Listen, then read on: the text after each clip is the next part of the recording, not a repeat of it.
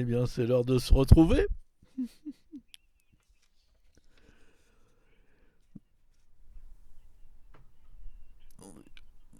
Voilà.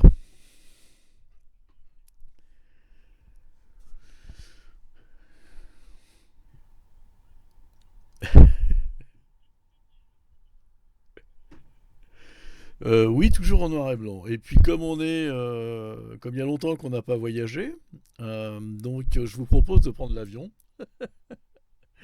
euh, avec plaisir. Voilà. Et pour, oui, oui, si tu veux, il n'y a pas de souci. On prend l'avion et on va à la rencontre donc de l'homme au melon d'eau. Alors, je dis le melon d'eau parce que je trouve ça plus joli que pastèque. Mais en même temps, c'est plus long à écrire. Voilà. Donc, posons-nous sur une île de la Méditerranée. Et si je vous dis l'aéroport de Larnaca, la ville de Limassol, vous me répondez. Bon, on va donc sur l'île de Chypre. Euh, L'île de Chypre qui a 230 km de long sur 80 km de large. Et je vais faire un petit peu d'histoire parce que c'est une île qui a un passé historique assez compliqué. Donc à l'Antiquité, Chypre était un important comptoir commercial aux confins de l'Europe, de l'Asie et de l'Afrique. En 58 avant Jésus-Christ, il y a eu donc une grande conquête romaine. Je passe des étapes hein, quand même. Au 7e et 10e siècle, l'Empire byzantin avait mis son empreinte sur l'île de Chypre, ce qui n'avait pas empêché les premières invasions arabes. En 1191, la conquête par Richard Cœur de Lion, eh ben oui, le voilà, devant la grande résistance des Chypriotes à l'époque, il a cédé l'île aux Templiers.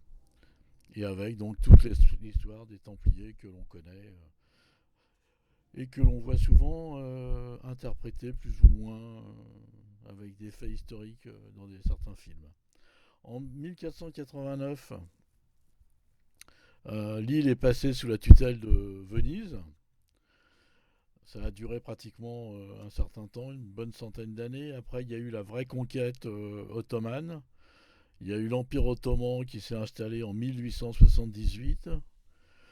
À partir de entre 1571 et 1878, on est sous l'Empire ottoman. Puis l'Empire ottoman a cédé Chypre à l'administration britannique.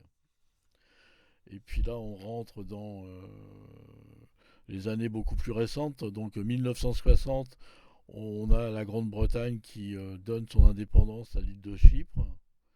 Et tout le monde a souvenir, ou plus ou moins les plus anciens, l'archevêque Makarios qui grec, qui devient le président, avec un vice-président turc.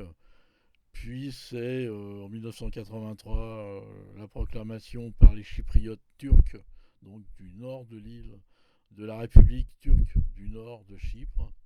Et c'est les premiers pas vers ce que l'on appelle le Chypre divisé en deux. Hein. Le Chypre du sud qui est sous influence grecque et le Chypre du nord, la Chypre plutôt du nord qui est sous influence turque.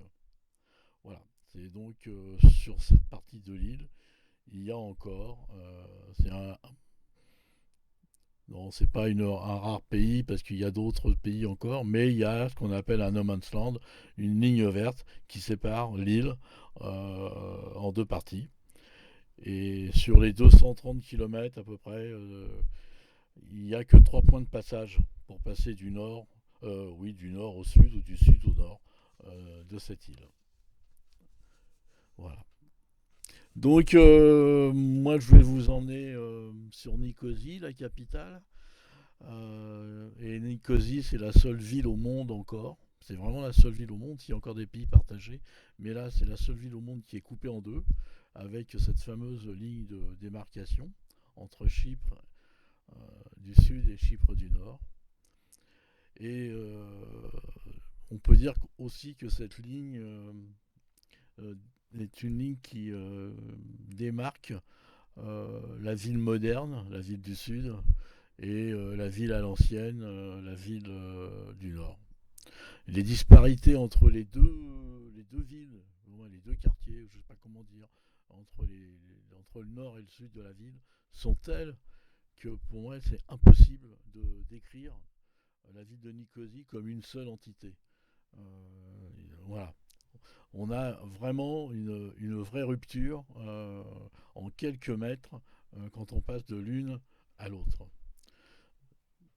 Ah oui, ah oui, oui, oui. Passer le checkpoint, hein, parce qu'il est en plein cœur de la ville. Il y en a qu'un là, il y en a un, il y en a trois, comme j'ai dit tout à l'heure. Il faut les trouver d'ailleurs, hein, si on veut passer.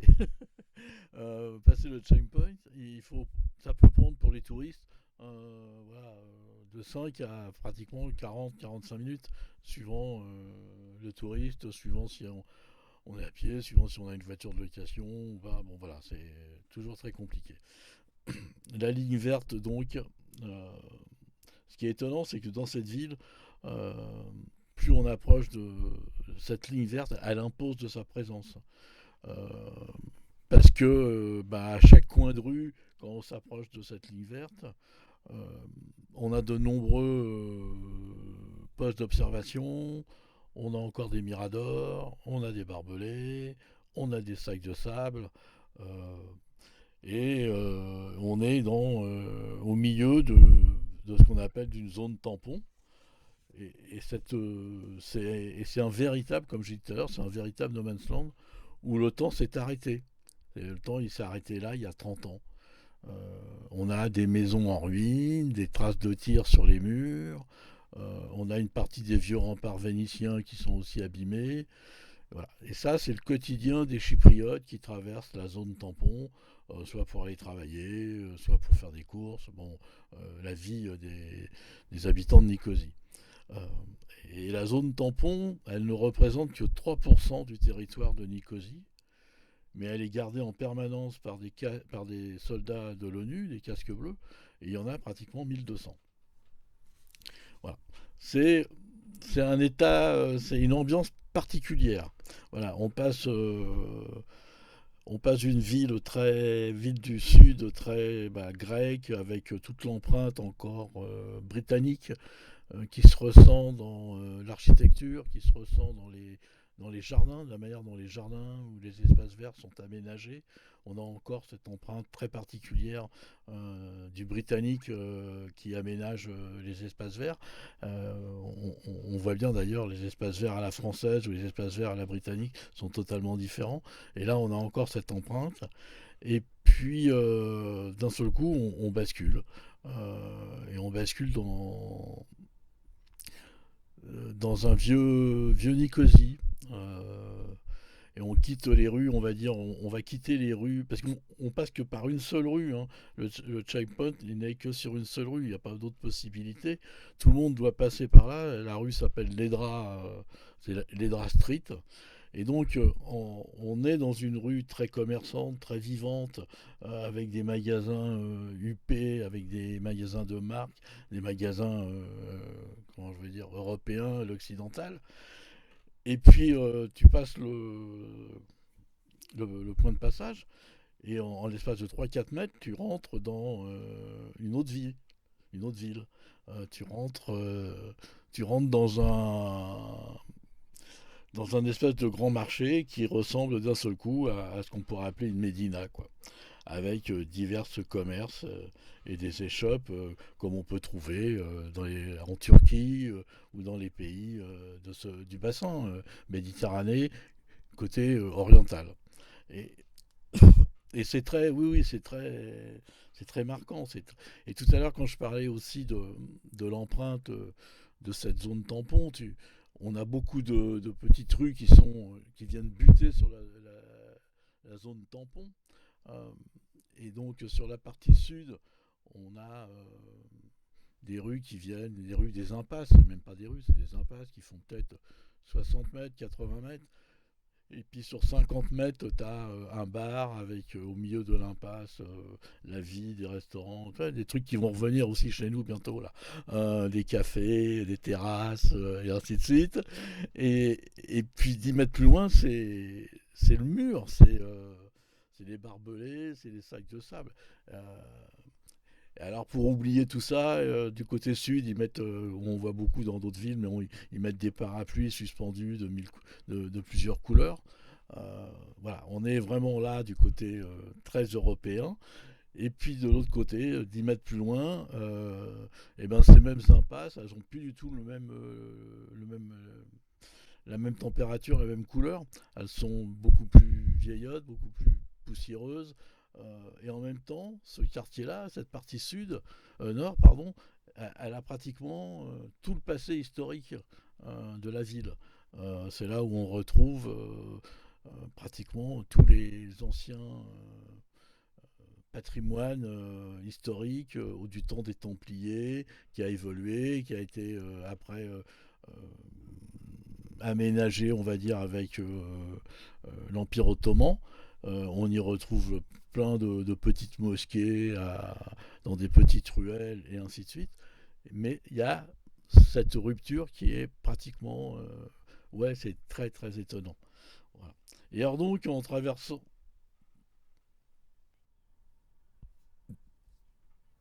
Ouais, voilà, voilà. Et avec une séparation. Bon.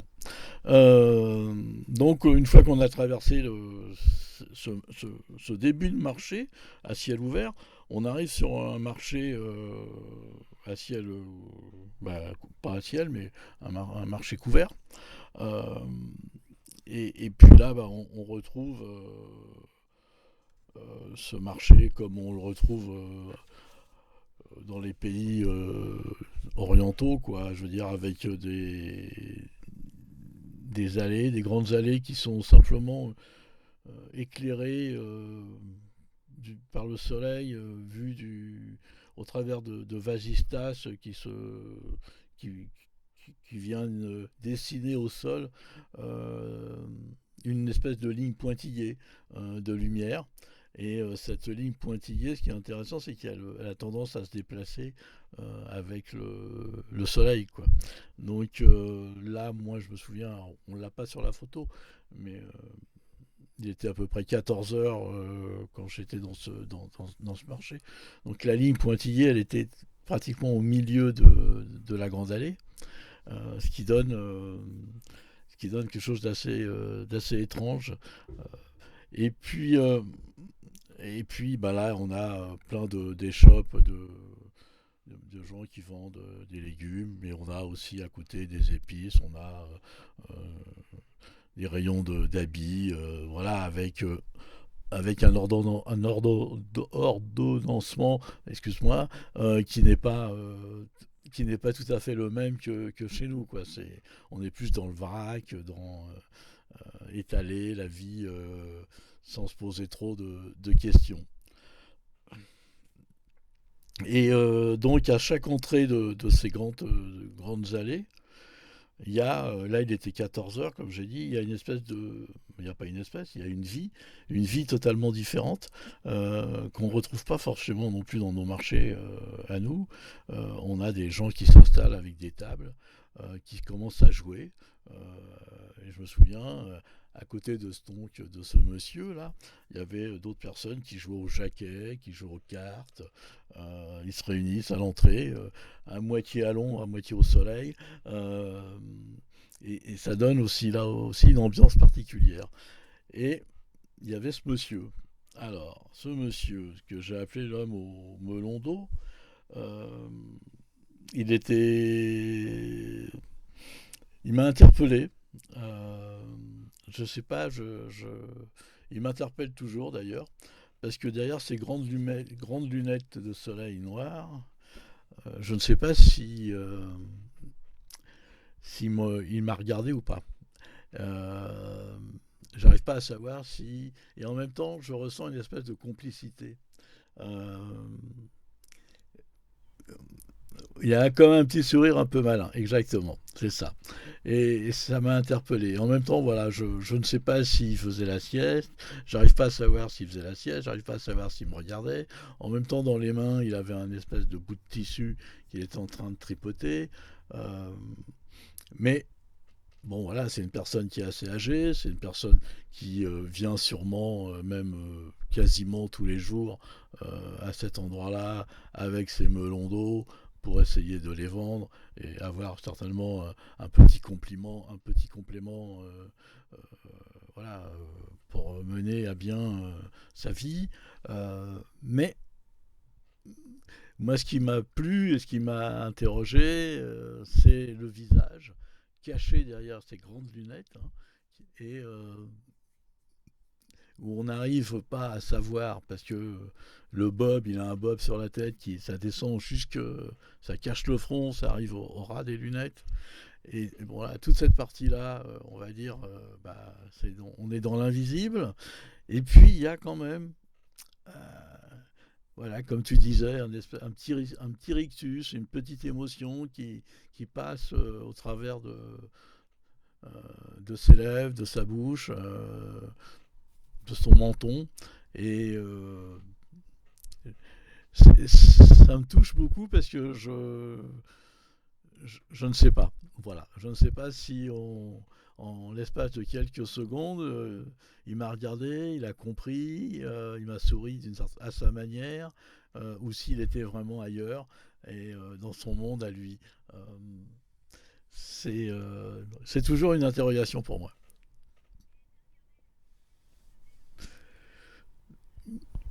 Eh ben, oui, oui, je suis resté quelques instants, mais je suis pas resté non plus très longtemps parce que je voulais pas non plus déranger complètement. J'avais besoin de capter cette image parce que je sentais qu'entre les deux, il y avait quelque chose qui passait. Il n'y avait pas d'hostilité, il n'y avait pas de... Voilà. Euh, il avait un bout de tissu, il le tripotait un petit peu, il le tournait, voilà, comme s'il avait une balle ou quelque chose entre ses doigts et il jouait un peu avec. Mais je pense que c'était par habitude ça, hein. C'est à force d'attendre la personne qui vient acheter un melon d'eau, voilà, je pense qu'il doit passer certainement beaucoup de temps. Parce que là, s'il était 14 heures, il avait deux. Après, bon, je sais pas, j'étais pas là depuis le matin, 8 heures, mais je pense que son petit chariot, ou nous on dirait ici son caddie, était encore relativement plein. Alors je ne sais pas s'il en a changé, il avait quelque part un endroit, d'autres melons d'eau en entrepôt, et que de temps en temps il réalimente ces cagettes là. Mais bon, je pense que ça fait partie de son rituel d'attente du client.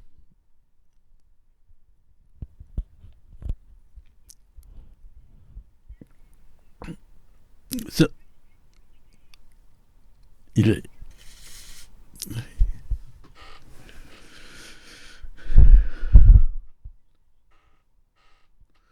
Ouais.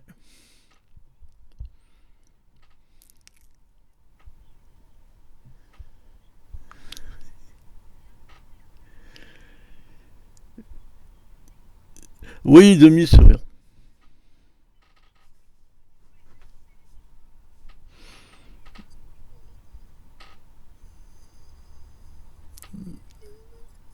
Ah oui, oui, pour moi, c'est une émotion. Après, c'est voilà. En même temps, si on regarde bien, il a aussi la tête légèrement penchée. Donc, est-ce qu'il a la tête légèrement penchée sur son tissu et que, entre temps, quand même, sous ses lunettes, il relève un peu le regard et qu'il me voit. Bon, je suis, ça m'interpelle et ça me fait sourire et j'aime bien cette espèce de moment là. Euh, ah oui, oui, oui, il flotte dans ses vêtements, il a un côté fragile, je suis d'accord avec toi. Il flotte dans ses vêtements, il flotte dans son fauteuil. Il est assis dans un grand fauteuil un peu noir, voilà. On sent bien qu'il est pas. Oui, bah, il a un certain âge. Mais je me suis surtout arrêté sur l'expression du visage. Voilà.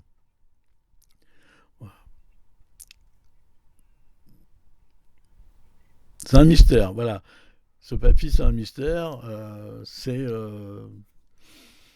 C'est comment, bah voilà, c'est le propre de la photographie, on va dire, de rue. C'est un instantané. C'est une captation de quelque chose à un instant T. Voilà, alors, je suis pas repassé par là. Mais peut-être que si j'étais venu 10 minutes plus tard ou si j'étais venu, je sais pas, 1 heure plus tôt, j'aurais peut-être pas eu cette même rencontre, hein, cette même rencontre un peu émotionnelle, quoi. Je veux dire, voilà, parce que franchement, je pense qu'il me regardait, mais bon, j'en suis pas certain. Bah non, parce que j'ai, bah non, parce que ouais, mais parce que je savais pas je sais pas où j'aurais mis le melon d'eau, c'est le problème. Et puis j'ai continué, et puis j'étais dans la visite, et voilà. Et après, moi, j'ai capté quelque chose, j'ai ressenti quelque chose à un moment, et après, c'est mon regard de photographe. J'ai besoin de continuer, d'avancer, d'aller à la découverte d'autres moments. Non, j'ai des photos des gens qui jouaient aussi à côté, au Jacquet, où il y avait deux hommes face à face, un peu comme une des photos que j'avais montré ici, les joueurs d'échecs.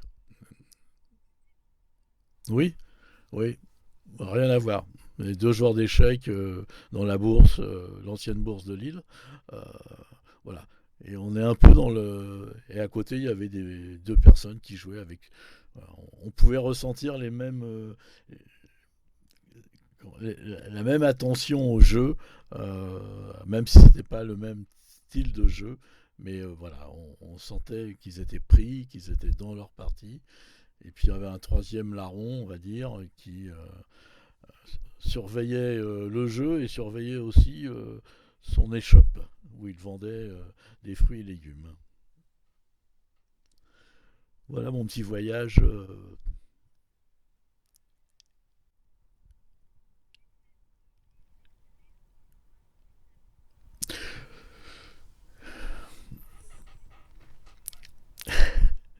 J'aime bien deviner. Oui, c'est mon regard, hein, c'est ma manière de photographier la rue. Euh, oui, j'aime bien. Oui, j'aime bien emporter le. J'aime bien qu'il y ait des possibilités d'interprétation. Voilà. Euh, c'est ça le.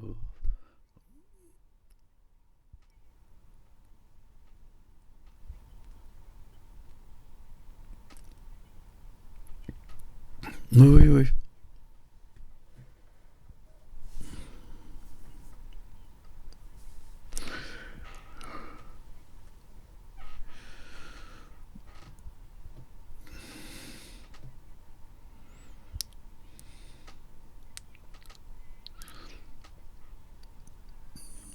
Et voilà. Et puis, et en même temps, si on regarde bien, il y a un petit banc, il y a un banc à côté de lui, et il a un verre, il y a un verre d'eau ou un verre de quelque chose qui est posé. Donc, on sent bien que il y a presque un rituel. Voilà, il vient tous les jours, il s'installe, il a son verre. Voilà, voilà, c'est un vrai rituel. C'est sa vie, quoi. Je pense que il est là, bon voilà, il regarde, je crois qu'il regarde passer les touristes sans qu'ils s'aperçoivent, les touristes, que ce monsieur les regarde. C'est- Voilà,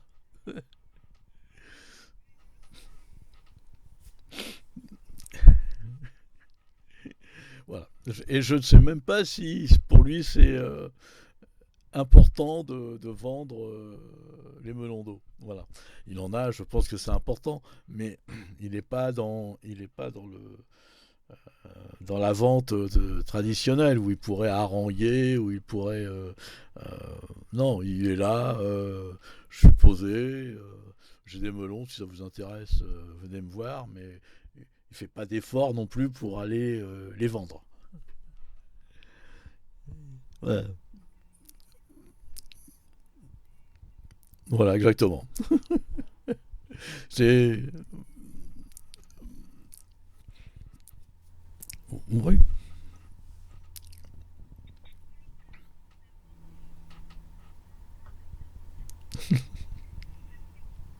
voilà. Eh bien, merci.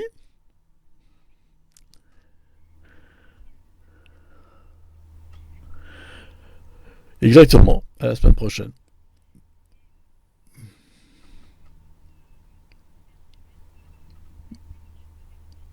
Ah, je prends la route dès le 3 ou le 4. Non, mais j'avais une exposition à préparer dans le Cher, à côté de Vierzon, dans les vignobles du Quincy. Donc, il faut que j'aille absolument les voir le 3 ou le 4 pour voir si comment on avance, parce que l'exposition était prévue en juillet et août. Et puis, le, le 9, le dimanche 9, je pars une semaine à 7 pour préparer l'exposition sur le centenaire de Georges Brassens, la naissance de Georges Brassens.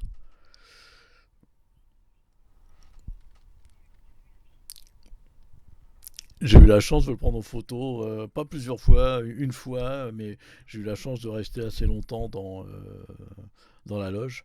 Euh, voilà. Donc, oui, oui. Et donc là, je vais partir une semaine photographier la maison de Georges Brassens, son bateau, le petit cabanon qu'il avait sur les Tantos, son vélo, et puis des artistes qu'il a connus, plus jeunes, qui étaient plus jeunes que Brassens, mais des artistes qui habitent toujours sur Sète, des sculpteurs ou autres avec qui je vais aller faire des portraits d'eux, et ainsi de suite. Et on va monter l'expo pour la dernière semaine de juin. Voilà.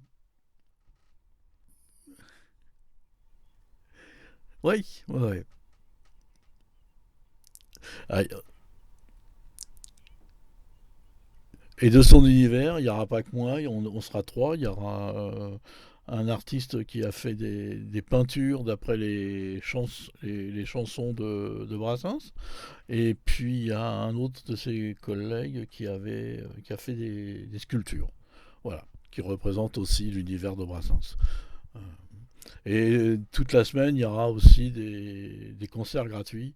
euh, Si c'est possible, on ne sait pas encore, mais bon, voilà, j'espère que voilà, avec des gens qui vont venir chanter Brassens.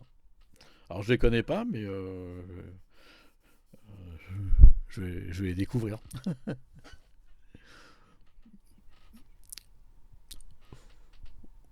Quelques photos. Voilà, exactement.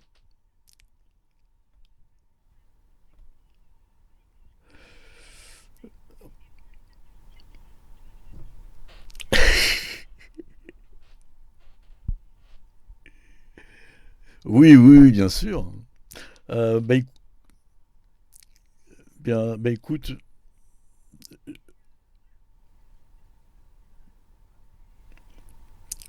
écoute, Limoges, oui, c'est reporté. Alors après, ça va dépendre à partir de quand les commerces dits non essentiels vont pouvoir rouvrir. Je pense que ça va être sur la mi-mai. Après, je ne sais pas comment la galerie élémentaire à Limoges va s'organiser. Euh, parce que- Mais je vous dirai tout ça. Hmm.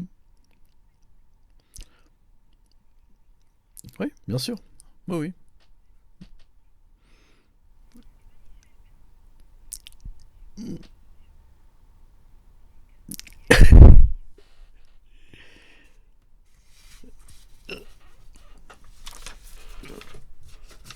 Oui.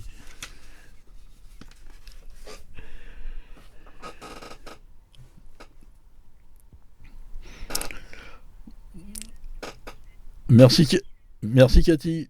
À bientôt.